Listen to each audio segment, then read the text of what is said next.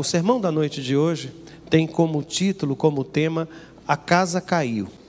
Eu até que procurei a origem desta expressão, se ela estava associada a algum fato, alguma coisa específica, mas não consegui. Absolutamente não há nenhuma referência a alguma história que tenha dado origem a esta expressão. Não há. Mas normalmente ela é utilizada para dizer não há como esconder. Aliás, se você já assistiu alguma vez aqueles documentários, acho que é filmando a ação da polícia, sempre que eles encontram alguém e essa pessoa é flagrada, é pega, a expressão qual é? A casa caiu, não é? A casa caiu. E de repente você é surpreendido numa situação, não tem mais como negar que aquilo, alguém olha para você e diz, agora a casa caiu, a casa caiu. Não existe essa expressão na Bíblia, viu? Não fica pensando que o pastor encontrou a origem desta palavra por acaso no momento em que Sansão terminou de derrubar o templo de Dagon e alguém passou por ali, olhou tudo e disse, não, a casa caiu. Não houve nenhuma referência assim. Na verdade, o que eu encontrei foi uma expressão curiosa, escrita no capítulo 5 do livro de Lamentações de Jeremias, quando ele diz, a coroa caiu. A coroa caiu. E aqui nenhuma referência a uma jovem senhora. Na verdade, os irmãos vão entender o texto sagrado. Eu vou fazer o seguinte, eu vou ler. Jeremias é aquele profeta que chora com a queda de sua cidade, com a queda de Jerusalém. É alguém que sofre com o sofrimento do seu povo. E em dado momento, quando ele escreve o livro de Lamentações, ele vai dizer assim no versículo 16 do capítulo 5, ele diz, a coroa caiu da nossa cabeça, ai de nós porque temos pecado. Foi aquela sensação de que agora não havia mais realeza, não havia mais nada de especial na cidade de Jerusalém, tudo estava em ruínas. E eu não sei se em algum momento você já se sentiu assim. Você estava empregado, muito bem empregado, e de uma hora para outra você foi demitido, foi afastado do emprego, e você olha para um lado e para o outro e diz, a coroa caiu. Eu não sei se você já viveu algo assim, ou se pela soberba de alguém, parece mesmo que a situação mostrou que toda aquela vaidade de repente se acabou, a coroa caiu, acabou. Toda a glória, toda a realeza, toda a pompa, todo aquele ar de superioridade, acabou. A coroa caiu. É isso que diz o profeta Jeremias quando escreve o texto sagrado. Mas eu fiz questão também de destacar o versículo 21. Em meio àquela situação, ele faz como que uma oração em nome de todo o povo de Israel. E na tradução da NVI assim está. Restaura-nos para ti, Senhor, para que voltemos. Renova os nossos dias como os de antigamente. Esse mesmo versículo de número 21, traduzido tanto pela imprensa bíblica quanto pela atualizada, corrigida e fiel, ficou assim: converte-nos a ti, Senhor, e seremos convertidos. Renova os nossos dias como dantes. A coroa caiu, Jerusalém foi destruída. Agora, a súplica do povo de Israel não é tão somente pela restauração da glória de Jerusalém, mas por algo muito mais profundo. E sinceramente, irmãos, se a sua dificuldade hoje não se transformar em crescimento espiritual, em um convite à maturidade espiritual, eu quero lhe dizer, não desperdice as suas lágrimas. Não desperdice todo este momento que você está vivendo. Transforme-o. Para a glória do Senhor, transforme. Mas me permita, antes de entrar propriamente no sermão, fazer algumas observações sobre o livro de Lamentações. Eu não vou perguntar quantos já leram o livro de Lamentações. Provavelmente, muitos dos irmãos e irmãs já leram o livro de Lamentações. Mas me permita fazer só algumas observações técnicas quanto ao livro. Eu não vou estudar o livro, na verdade, nesta hora jamais faria isso. Mas, duas observações. A primeira é que os 4 primeiros capítulos, e este livro só tem 5 capítulos, são acrósticos. Já fez algum acróstico? Já leu algum acróstico? Naquele momento apaixonado, apaixonada por alguém, colocou o nome dele em vertical, e para cada letrinha, você então, C de carinhosa, L de linda, A de amorosa, já sabem de que eu estou falando, né? Isso é um acróstico. Isso é um acróstico. O curioso é que no texto sagrado, os 4 primeiros capítulos são escritos assim na língua hebraica. E se você já fez um acróstico, sabe que às vezes dá trabalho. Tem uma letra e você fica pensando, vou botar agora o quê? Não começa com essa letra. E aí de repente alguém tem um nome com a letra Z, e aí você começa a ficar pensando, o que eu vou botar? Zorro? Não pode botar uma coisa assim. Não posso colocar algo assim. Acróstico dá trabalho de ser feito. A estrutura poética dá trabalho de ser construída. E uma outra observação. O 3º capítulo do livro de Lamentações, ele tem 66 versículos. E uma mesma letra é usada no início de cada 3 versos. Isso também quer dizer que deu trabalho escrever esse capítulo. O profeta, por que o pastor está falando sobre isso? Isso parece algo tão técnico, tão sem sentido. Não desperdice essa informação. O que eu quero lhe dizer? É que Lamentações foi um livro pensado, trabalhado. As palavras foram buscadas, foram refinadamente procuradas, para que elas se encaixassem na estrutura poética do livro. Esse livro foi resultado não somente de lágrimas, não é um livro tão somente de emoções. É um livro marcado por um trabalhar contínuo de um redator que se dobrou e gastou algum tempo para construir um livro tão lindo, com uma mensagem poética tão forte para cada um de nós. Por isso, sempre que ler o livro de Lamentações de Jeremias, lembre-se disso. Mas agora começo a falar-lhe aquilo que Deus tem colocado no meu coração para esta hora. Posso fazer-lhe uma pergunta? Aliás, eu já disse que eu vou parar de fazer isso. Essas perguntas retóricas um dia ainda vão me causar alguma dificuldade. Alguém vai se levantar e dizer, pode não. Não é? Pode não. Aliás, irmãos, eu não sei se os irmãos viram. Acho que não viram não, porque eu fui tão... Tem certas coisas que acontecem que a gente fica olhando assim, mas como alguma coisa assim poderia ter acontecido? Os irmãos estão vendo essas pedras daqui da frente? Elas têm umas ranhuras, que é para a pessoa não se tropeçar, não é? Eu estava aqui naquela hora da oração e eu não sei quantos perceberam, mas eu estou com um sapato social que tem cadarço. E na extremidade de um cadarço, ele tem uma pontazinha que tem um plástico que fica... Os irmãos acreditam que a ponta do meu cadarço ficou exatamente nessa ranhura? E quando eu fui me movimentar para cá, eu senti que alguém estava segurando meu pé. E se eu andasse um pouco mais, eu acabaria caindo aqui. Logo no dia que eu ia falar da casa caiu, o pastor ia cair antes disso. Na hora eu olhei para o sapato, estava desamarrado. O que eu fiz? Amarrei e depois olhei, está amarrado. Sabe? Está amarrado. Que história é essa de querer derrubar o pastor na hora do culto, minha gente? Mas deixa eu dizer, a primeira coisa que me veio ao coração quando pensei nesse texto sagrado foi lhe fazer uma pergunta nesta hora. O que ainda falta acontecer para que você tome a consciência de que precisa mudar? O que é que você está esperando para tomar esta decisão? O que é que ainda falta acontecer na sua vida para você perceber que não é possível continuar desse jeito? Você já bateu a sua face, o seu rosto na parede quantas vezes? Eu me recordo que um dos primeiros carros que eu tive, importado, naquela época eles eram feitos de ferro. E era daqueles bate e volta, era um Galaxy, gente, lindo. Havia um motoristazinho que ele virava, fazia como que abria a porta, entrava de novo e ele continuava. Mas ele tinha uma coisa, ele não ia em linha reta e eu não podia controlá-lo. Ele ficava assim, batia na parede e voltava, batia na parede e voltava. Eu tenho conhecido gente que é igualzinho àquele carro que eu tive como criança. Vive batendo a cabeça. E quando sai de uma experiência frustrante, consegue encontrar uma frustração ainda maior adiante. Eu quero lhe perguntar quando é que você vai parar. O que é que vai precisar acontecer para que você mude o rumo de sua história, que você tome a decisão que precisa tomar. Aliás, no povo de Israel, o profeta Jeremias identifica uma série de situações dentro daquela catástrofe. E a primeira coisa, Jerusalém havia se tornado uma cidade deserta. E aquela era a capital de Israel. Uma cidade marcada por um grande fluxo de pessoas. E aí no primeiro verso, do primeiro capítulo, ele vai dizer: como está deserta a cidade antes tão cheia de gente. Não tem mais ninguém nesta cidade. A cidade se transformou numa cidade fantasma. Está você cada vez mais sozinho, cada vez mais sozinha. E você percebe que as pessoas estão se afastando de você e não consegue identificar ainda por quê. O que é que você está esperando? para mudar a sua postura, mudar o seu comportamento. Se continuar assim, você vai acabar a vida sozinho.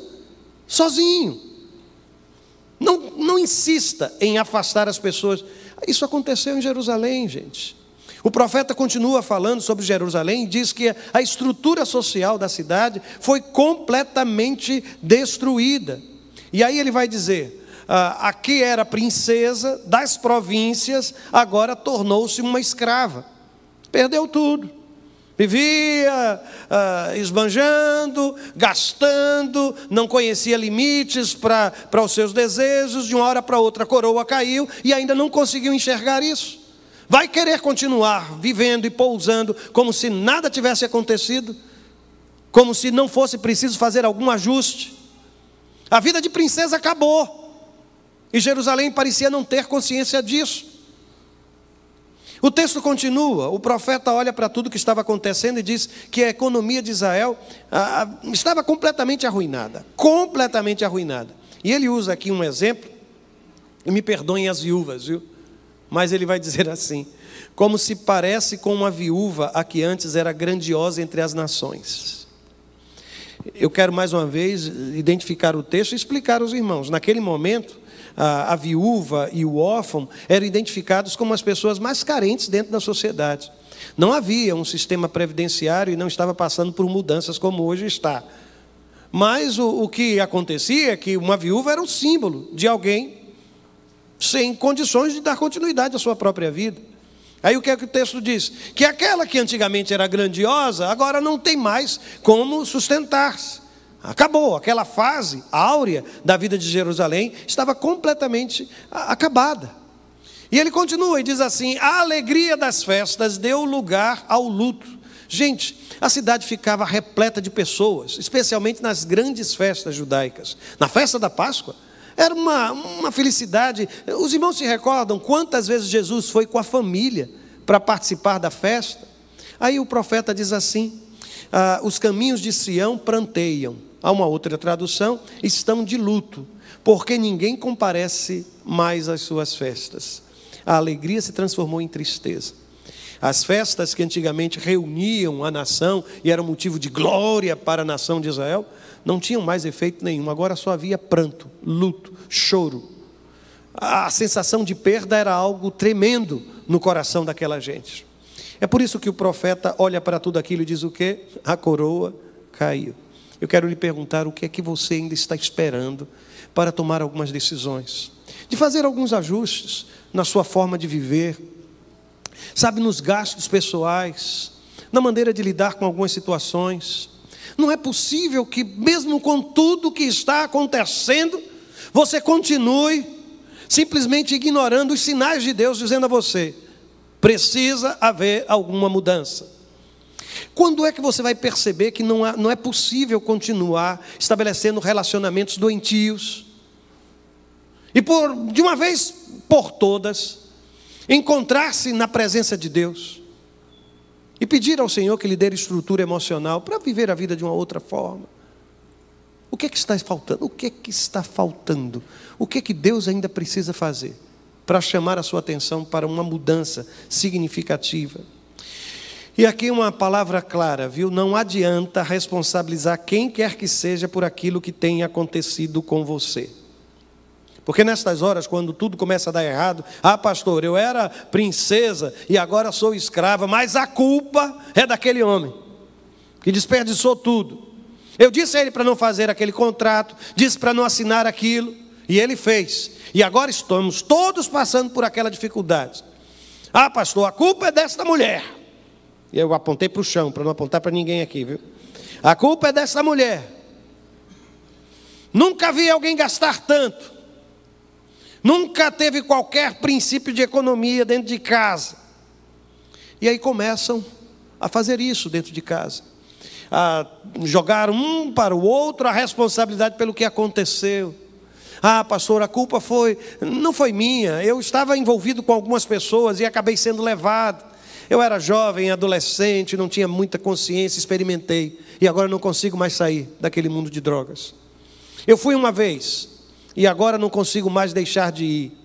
Eu me viciei naquilo. eu volto a lhe dizer, olha, não adianta responsabilizar quem quer que seja. Aliás, o profeta no texto sagrado, ele faz questão de destacar a responsabilidade de Israel por tudo quanto estava acontecendo.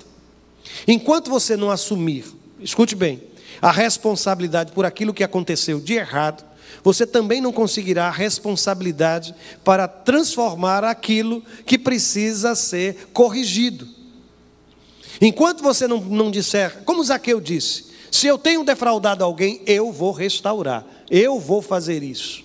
Chamar para si a responsabilidade e dizer, eu vou, Deus vai ajudar.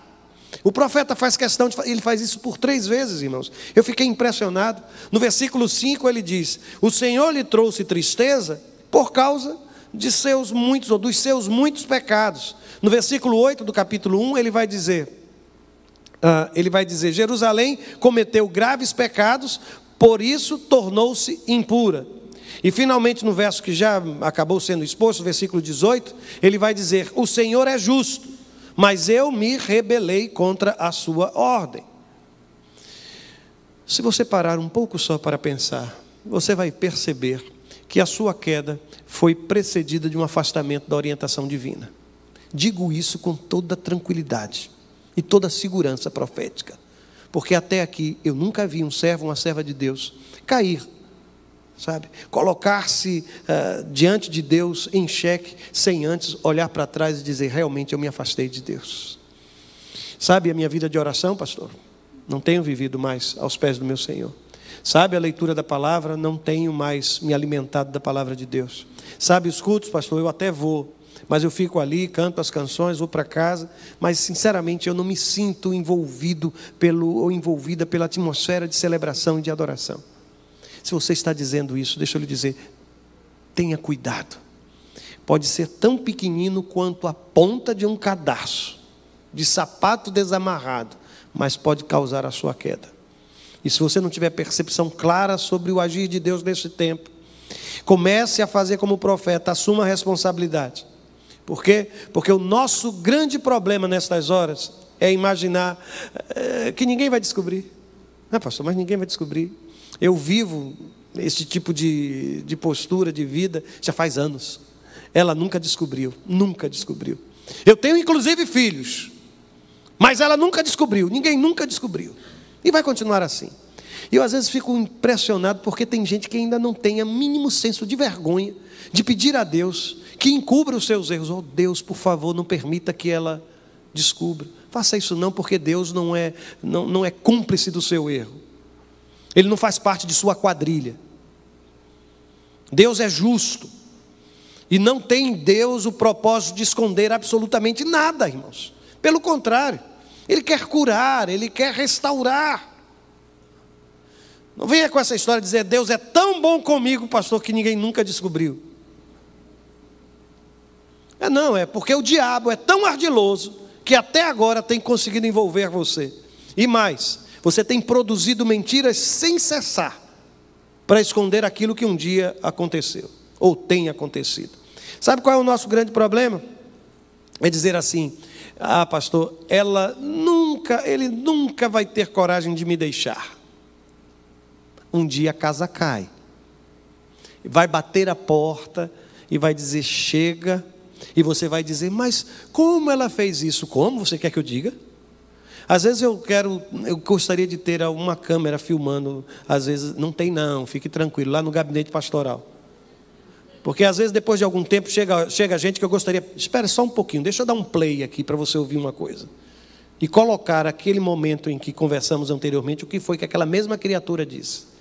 Há uma amnésia por trás de alguns comportamentos que eu acho estranho. Coloca diante de Deus, olha, você está insistindo dizendo que Ele nunca vai fazer, ela nunca, um dia vai fazer. E quando fizer, e tenha cuidado com gente calada, viu? Eu tenho às vezes percebido que aquela pessoa que vive dizendo, eu vou lhe deixar, essa demora mais. Mas aquele que fica calado, aquela que fica calada, quando diz, basta, meus irmãos, tem que ser com jejum e oração, viu? Para afastar aquilo do coração. Porque tem toda a consciência daquilo que está decidindo. Tenha muito cuidado com pessoas caladinhas. Tenha muito cuidado. Sabe qual é o nosso grande problema, irmãos? É pensar assim: ah, pastor, mas eu sempre vou conseguir dar um jeito. Sansão pensou isso, até o dia que acordou com os cabelos raspados, cortados pela dadivosa, porque é isso que significa a palavra Dalila, viu? Dadivosa, vê que ironia, né? Vê que ironia.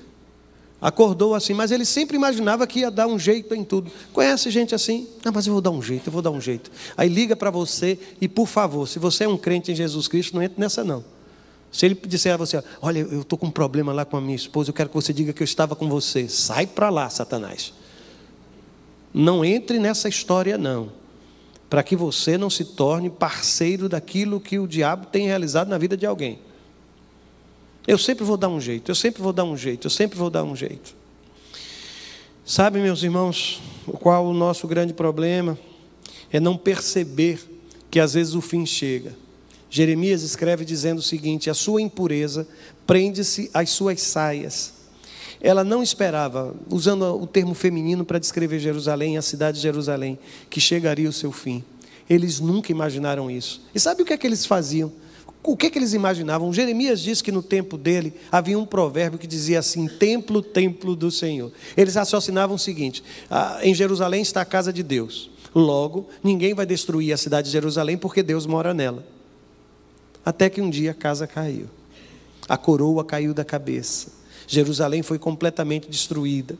Às vezes a gente acaba imaginando que porque ela depende financeiramente, porque tem os nossos filhos, ele não vai se afastar, ela não vai se afastar, porque os nossos filhos foram criados o tempo todo dentro de igreja, ou porque os nossos pais isso. A gente fica imaginando uma série de coisas que vão fazer com que aquela pessoa mas um dia a casa pode cair. Eu tenho uma palavra para você hoje, é uma palavra de 4 letras, tão somente. Pare. O que significa isso, irmãos? Isso é um sinal de trânsito, correto? Uma placa de advertência, dizendo que você deve parar. Quantos dos irmãos costumam parar quando vem uma placa dessa aí? No máximo a gente diminui, né? Alguém aqui já dirigiu nos Estados Unidos? Alguém aqui já dirigiu o carro nos Estados Unidos? Levanta a mão para ver uma coisa aqui. Alguém já dirigiu? Eu estou vendo que teve gente que dirigiu. Deixa eu fazer uma pergunta. E lá quando tinha uma placa dessa? Parava, não parava mesmo? Parava. Não parava? Tem que parar. Porque se não parar, tem que parar. Tem que parar, viu, Adílio? Quando encontrar uma placa dessa, recomendação pastoral, viu? Por favor, pare. E eu me lembro que esse homem, quando voltou impressionado. As pessoas param. Mesmo quando não tem ninguém, as pessoas param. Não foi assim? E ele disse: eu não sei como é que eles conseguem guardar a ordem de chegada. Porque se aquele chegou primeiro, ele sai primeiro, depois sai o outro. Porque aqui a gente não percebe que a placa pare quer dizer o quê, irmãos? Pare. Tão simples. Agora deixa eu lhe perguntar. E na vida espiritual? Quando a gente percebe, pare. Não, mas não significa parar também, né, pastor? Não significa parar, acabar com isso de uma vez. A gente vai reduzindo aos poucos. Vou lhe dizer com todas as 4 letras: pare. Pare. Só isso, pare. E vou associar essa declaração a algumas observações que encontrei no texto do profeta Jeremias. Pare. Não adianta querer se vitimizar. O coitadismo não funciona. Eu fico impressionado porque o profeta, de alguma forma, interpreta o sentimento de sua nação quando diz assim: vocês não se comovem, vocês que passam por aqui, olhem ao redor e vejam se há sofrimento maior do que o que me foi imposto. Já viu gente que faz isso? Vocês não estão vendo, amor? A casa caiu, a coroa caiu. Se você quer que eu responda essa pergunta, eu respondo. Há muita gente sofrendo muito mais do que você. Muito mais do que você. Não importa a sua situação, se você tiver a coragem de olhar para os lados, você vai perceber que há muita gente vivendo sofrimentos muito mais intensos que o seu. E às vezes até eu e você ficamos envergonhados quando abrimos a boca. Eu me recordo dia desses, quando falávamos sobre autismo, e a Cláudia contou-me de uma família que tem quantos filhos autistas dentro da casa? São quantos? Repete, Cláudia. 4. Eu disse: eu não tenho problema, senhor. Não tenho dificuldades. Se você abrir os olhos, realmente abrir os olhos, vai parar de pensar que você é a grande vítima da história, que as piores coisas só acontecem com você. Quer uma palavra? Não é biscoito da sorte, não, é simples. Pare, porque esse tipo de discurso não funciona, não transforma, não opera mudanças. Eu lhe disse pare, não foi? Deixa eu lhe dizer, Deus não esqueceu de você, nunca isso aconteceu. Apesar de tudo quanto estava acontecendo em Israel, observe o que o profeta diz no capítulo 3. Graças ao grande amor do Senhor é que não somos consumidos. Como não somos consumidos? A cidade foi destruída. Eu não li para os irmãos que aquela que era princesa tornou-se escrava, que aquela que era grandiosa tornou-se uma viúva como que abandonada, que não havia mais glória em Israel, que a coroa caiu. Como ele diz que não fomos consumidos? Eu tenho uma notícia para lhe dar. Você está vivo. Você está viva. Sabe por que nós não fomos consumidos e não somos consumidos? O texto sagrado vai dizer assim: pois as suas misericórdias são inesgotáveis, elas se renovam a cada manhã, grande é a tua fidelidade, meu Senhor. Como o povo de Deus, quando o povo de Deus reconhece a fidelidade de Deus, apesar de tudo à sua volta estar como que destruído, algo novo acontece, irmãos. O Espírito Santo de Deus começa a agir, e vidas são reconstruídas. Lembra-se do clamor: ó Deus, converte-nos a Ti, e então seremos convertidos. Mas eu lhe disse uma palavra, não foi? A palavra foi a palavra pare. Vou tornar a palavra ainda mais dura, viu? Fique quieto. Fique quieta. Aliás, nós ouvimos isso hoje, não foi? Aquiete-se, sossegue. Por favor, fique quieto. Por favor, fique quieto. Eu disse hoje pela manhã que nós tivemos que deixar a nossa casa esse final de semana. Nós fomos como que expulsos por essa coisa que aconteceu lá embaixo, lá naquela região de Ponta Verde. E eu já disse aqui, eu moro tão próximo ao lugar onde todo mundo faz barulho, que é uma coisa maravilhosa, irmão. Dia de domingo é um sossego, sai uma banda, entra outra banda, entra outro grupo, e é sempre ali. Eu fico orando para que eles façam uma democratização da cultura e levem para outros cantos, sabe, essa cultura, essa coisa, essa expressão popular. Mas não, é tudo ali, fica de frente. Parece que às vezes colocam um carro de som dentro de nossa sala, os vidros tremem. E em tempo assim a gente precisa sair de casa por causa do desconforto do Davi. Ele fica completamente desorganizado. E nós fomos para um paraíso, não foi? Saímos daquilo que parecia, desculpa a expressão, viu? Parecia ser um inferno, nós fomos para um paraíso. Deus abriu um lugarzinho tão gostoso, tão agradável. E nós passamos ali esses 2 dias. Eu vou dizer o nome hoje de manhã. Eu quase que digo, não disse, mas hoje eu vou dizer. Hoje à noite eu vou dizer. Eu estava lá num lugar chamado Bica da Pedra, da Raquel, que nos recebeu muito bem. Foi maravilhoso esses dias com ela ali. Mas deixa eu voltar aqui. As pessoas ficavam, e ela ficou impressionada, porque Davi não ficava quieto um momento. Se um dia você passar 24 horas e aconteceu algo curioso. Uma mãe estava lá, uma senhora, passeando. E quando ela terminou o dia que ela estava de barco, ela voltou para o barco e saíram. Ela procurou a Cláudia, eu as vi conversando, não sabia. Depois a Cláudia procurou-me para dizer que ela sentou-se ao lado da Cláudia e disse: minha filha, deixa eu lhe dizer uma coisa. Eu agora estou entendendo porque a minha filha, que trabalha com autistas, sempre chega em casa completamente estressada, às vezes marcada com algumas coisas, mas estressadíssima. Eu estou aqui impressionada porque o seu filho ele não para hora nenhuma. E a Cláudia começou a sorrir e dizer: não, é assim mesmo. Ela disse: eu estou saindo daqui, agora eu vou sair, agora eu estou entendendo porque ele não fica quieto, fica não. Este é o nosso filho. Não para, é para lá, para cá, para lá, para cá, corre, segura, puxa. Não, volta, vem, vai. Você não é autista.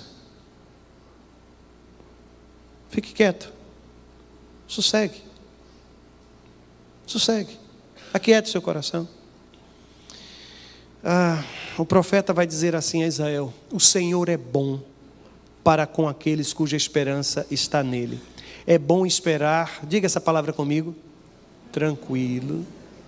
Só a palavra tranquilo. Diga de novo. Tranquilo. Eu vou dizer a frase, você vai dizer só o tranquilo, tá bem? É bom esperar tranquilo pela salvação do Senhor. O que aconteceria sem esta palavra tranquilo nesta frase? Ela perderia o sentido? Não. É bom esperar pela salvação do Senhor. Agora, se eu acrescento esta palavra tranquilo, o que é que acontece? Não basta esperar. É isso que o texto está dizendo. Tem que esperar como, irmãos? Tranquilo. Você está esperando em Deus? Está, pastor, eu estou esperando em Deus. Da próxima vez que alguém olhar para você e disser assim, você pergunta o quê? Tranquilo? Você já foi para uma sala de espera de um consultório, uma sala de espera de uma pessoa que está indo para a cirurgia? Todo mundo está esperando tranquilo ali, não está, irmão? É uma tranquilidade. Uma tranquilidade.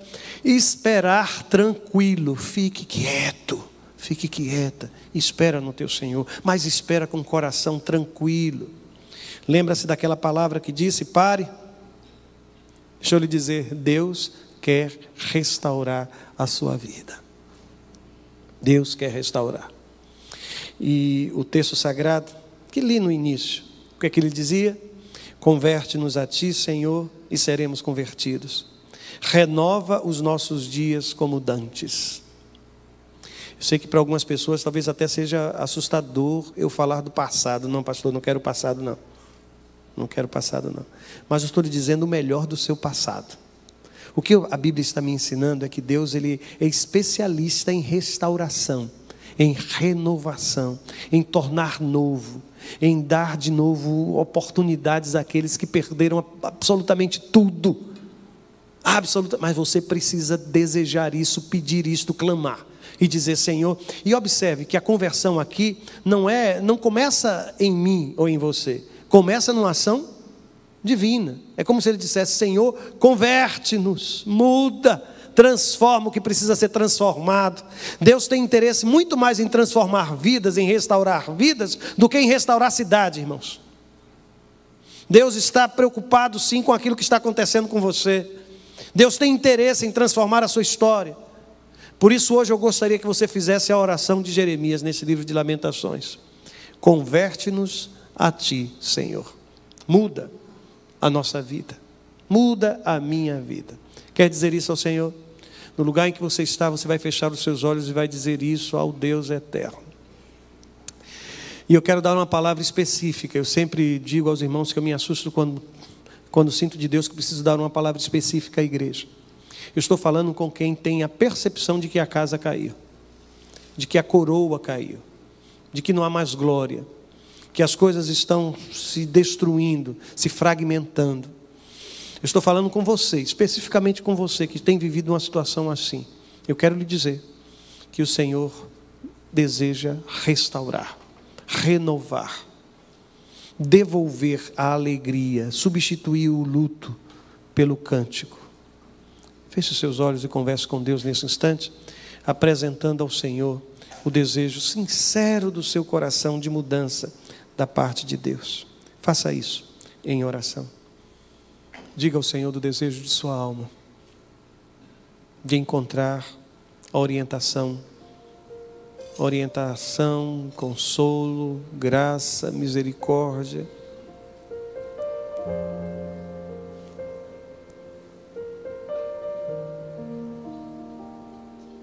Renda-se ao Senhor nesse instante. Aquiete o seu coração e entregue tudo ao Senhor.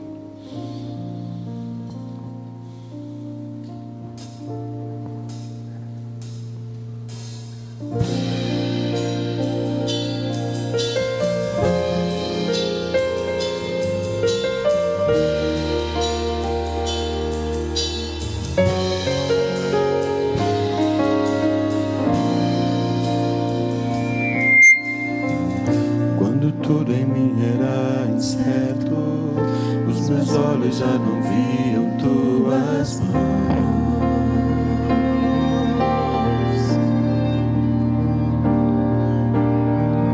Se hoje eu não tenho o que espero, aprendi a confiar meu coração a ti. Deus que cumpre sua palavra e me guarda, mesmo quando pensa que é chegado o fim.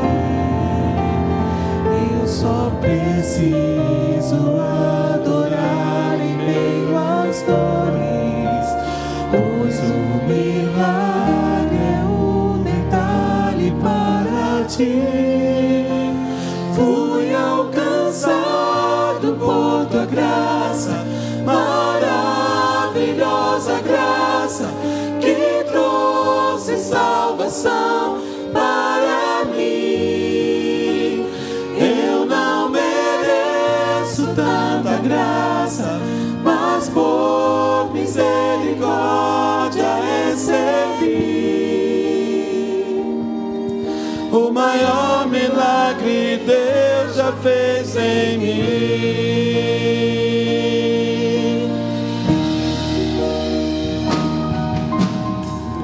Quando tudo em mim era incerto, os meus olhos já não viam tuas mãos.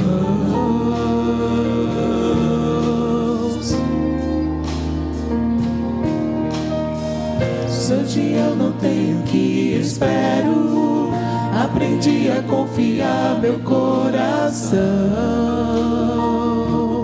a ti, no Deus que cumpre sua palavra e me guarda, mesmo quando penso que é chegado o fim. Eu só preciso adorar em meio às dores, pois o milagre é um detalhe para ti.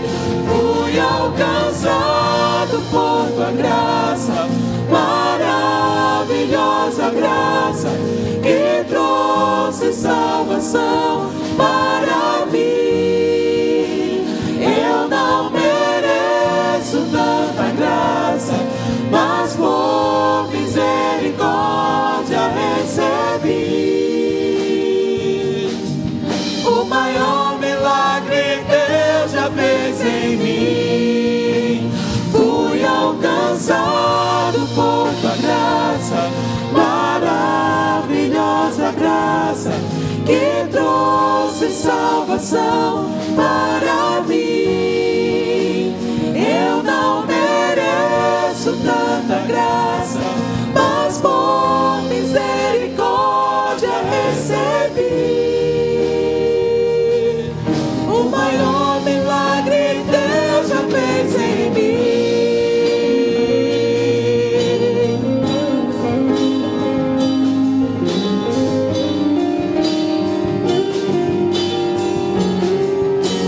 Fui alcançado por tua graça, maravilhosa graça, que trouxe salvação para mim. Eu não mereço tanta graça, mas por misericórdia recebi. O maior milagre Deus já fez em mim. O maior milagre Deus já fez em mim. O maior milagre Deus já fez em mim.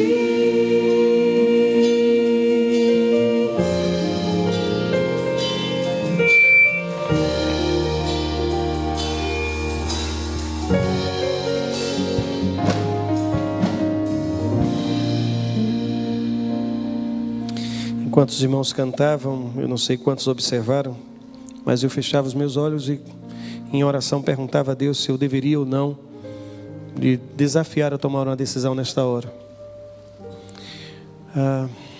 Entendi que devo fazê-lo, mas que devo ser breve. Eu só quero te fazer uma pergunta. Chegou o momento de você dizer ao Senhor: Senhor, eu quero mudar e eu preciso de Ti para isto. Estou falando com você que está nos visitando, ou com você que está congregado aqui, já tem participado das celebrações em outras vezes. Você entende que chegou o momento de tomar essa decisão e de entregar a sua vida completamente ao controle de Deus? Quer fazer isso nesta hora? Se quer, deseja. Não quero me prolongar, apenas quero lhe perguntar: é isso que você quer para a sua vida? Onde quer que você esteja, apenas ergue suas mãos e me permita orar por você. Há alguém assim, neste lugar? Levanta a tua mão, se Deus agiu na sua vida. Deus te abençoe. Deus a abençoe. Deus o abençoe. Deus o abençoe, filho. Deus o abençoe, senhora. Deus abençoe, senhora. Há mais alguém que queira fazer isso? Deus te abençoe, filha. Deus abençoe. Há mais alguém que assim deseja fazê-lo? Hoje é meu dia. De hoje não, eu preciso. Eu não vou continuar assistindo coisas acontecendo à minha volta e me privando do melhor de Deus para a minha vida. Eu quero Deus. Há mais alguém que assim queira fazê-lo? Apenas erga uma de suas mãos, se você não ergueu a sua mão até agora. Deus te abençoe. Deus a abençoe.